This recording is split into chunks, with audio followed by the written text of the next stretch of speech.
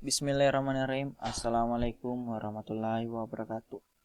Terima kasih atas kesempatan yang telah diberikan kepada saya untuk menjelaskan mengenai software.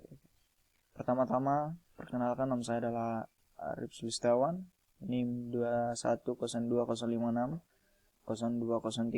dengan mata kuliah gambar teknik. Baik, di sini saya akan menjelaskan yaitu software yang digunakan untuk pekerjaan dalam teknik. Yang pertama saya akan menjelaskan yaitu apa itu software. Nah, software itu adalah atau biasa dibilang perangkat lunak, adalah suatu data yang diprogram, diformat dan disimpan digital, tidak berbentuk fisik tapi dapat dioperasikan oleh pengguna melalui komputer. Anda dapat melihatnya di sini. Ini adalah salah satu software. Di sini ada Microsoft Word membantu kita semua dalam mengerjakannya. Ada di sini publisher semua, dan masih banyak lagi macam-macamnya.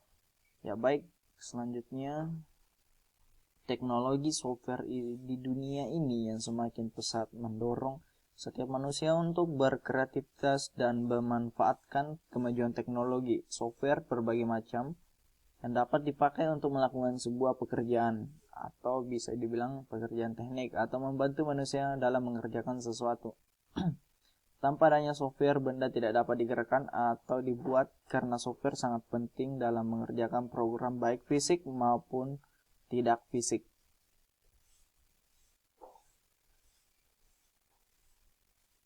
Nah, sebelum melanjutkan dari di macam-macam software, kita akan menjelaskan mengenai sejarah.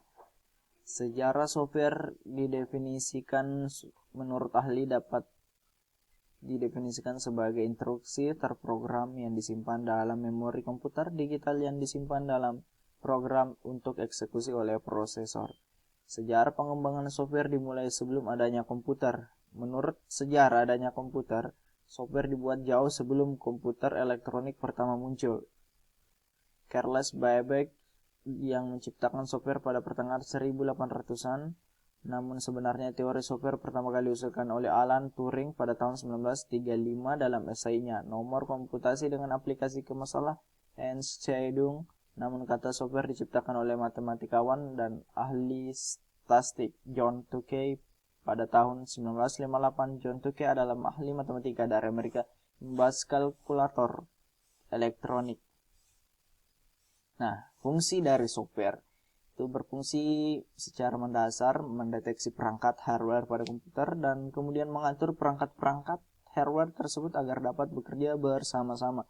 Dan yang kemudian itu adalah sebagai media menghubungkan software-software lain dengan perangkat keras komputer. Nah, software juga sebagai pengidentifikasi program penerjemah software-software lainnya agar dapat bekerja sama. Nah, ini yang membuat software sangat dibutuhkan dalam pekerjaan maupun macam-macam. Baiklah. Nah, kita lanjut ke macam-macam software. Yang pertama ada Proteus, sebuah aplikasi software pengendali mikrokontroler.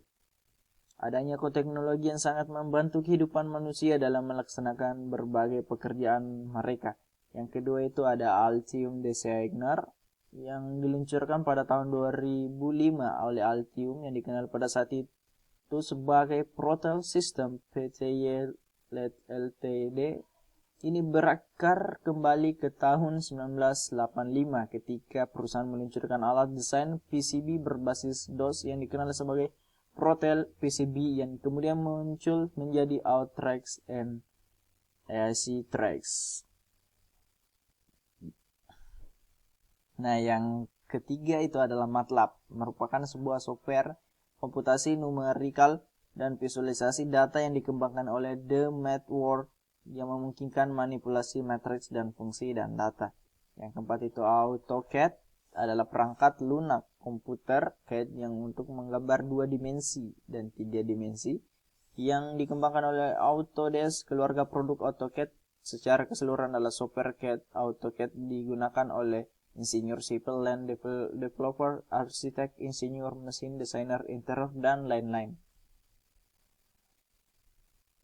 Ini ada SolidWorks, ada Minitab. Nah, SolidWorks itu software yang digunakan teknik industri, mempelajari bidang ilmu mulai dari desain produk hingga bagaimana cara merancang pabrik itu sendiri. SolidWorks sendiri adalah software yang program mechanical 3D CAD computer aided design yang berjalan pada Microsoft Windows. Kemudian ada Minitab, program dirancang untuk pengolahan statistik. Minitab mengkombinasikan kemudahan penggunaan layaknya Microsoft Excel dan kemampuannya melakukan analisis statistik kompleks. Dan kemudian ada Anolik WinQSB.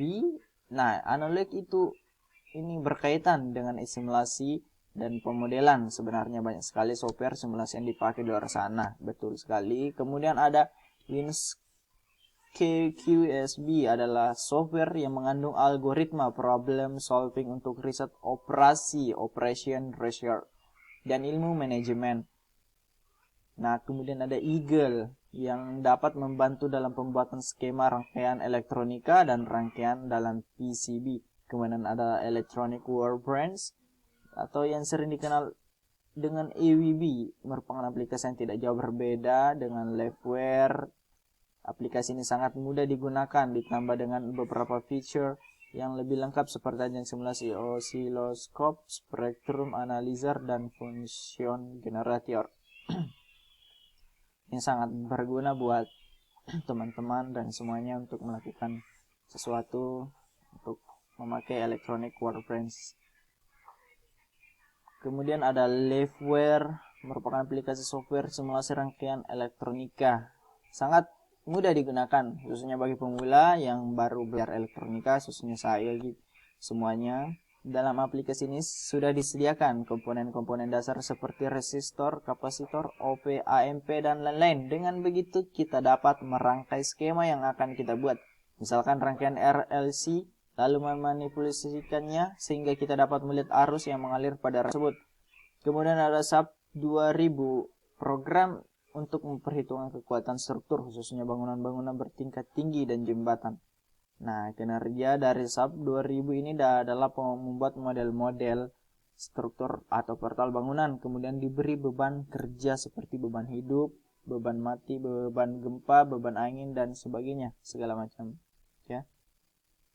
Nah, di sini ada ArchiCAD, Nah, ini ArchiCAD sendiri itu Building Information Modeling atau biasa dibilang BIM, menciptakan software rancang bangunan yang sangat efisien. Ini untuk Apple Macintosh pada tahun 1980-an dan masih digunakan oleh mahasiswa teknik arsitek maupun arsitek pemula. Diciptakan khusus untuk gambar arsitektur, dilengkapi dengan perintah elemen bangunan yang lengkap seperti kolom, dinding, balok, atap, plat, dan library-nya. Menawarkan berbagai komponen bangunan interior dan pencahayaan. Sangat baik dan berguna buat teknik dalam arsitek. Nah, kemudian ada software Chief Architect. Bisa dirasa terlalu rumit bagi pemula, tapi memang fitur-fiturnya lengkap. Tampilan dan dihasilkan Chief Architect bisa berbentuk 3D maupun 2D. Kamu dapat menggunakan fitur otomatisnya untuk memudahkan proses desainmu.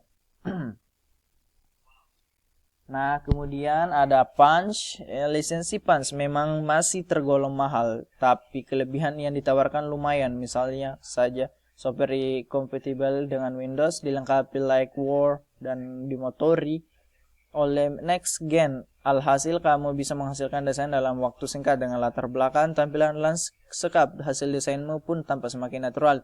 Kemudian ada AutoCAD Arsitektur. Nah, yang laris manis digunakan dalam dunia arsitek. Seperti halnya yang tadi, baratnya meja dan alat gambar seorang arsitek karena keakuratan gambarnya. Software ini dilengkapi dengan tools dan library untuk menggambar lantai, pintu, jendela, atap, dan lain-lain. Bisa dibuat dalam bentuk 2D maupun 3D, oke. Selanjutnya Vectorworks Architect. Software ini akan terasa kurang menarik buat beginner, tapi sangat disukai kalangan profesional. Buat profesional ya. karena tingkat kesempurnaannya, keakuratan dan detail yang dihasilkan. Demi hasil yang memuaskan ini, Vectorworks Architect memang terbilang rumit saat digunakan, tapi bila sudah mahir, kamu bisa menghasilkan desain bangunan apapun dalam waktu cepat dengan Vectorworks Architect. Kemudian ada Setia, kepanjangan itu Computer Aided 3-Dimensional Interactive Application. Setia merupakan software CAI terbesar di dunia. Setia di jet tempur. Saat ini penggunaan Setia antara lain pada industri pesawat terbang, otomotif, dan perkapalan. Setia telah dikembangkan ke dalam sebuah solusi PLM, Product Lifecycle Management, dan mempertimbangkan standar industrinya. Sangat baik dan berguna bagi manusia ya. Dan yang terakhir ada Python.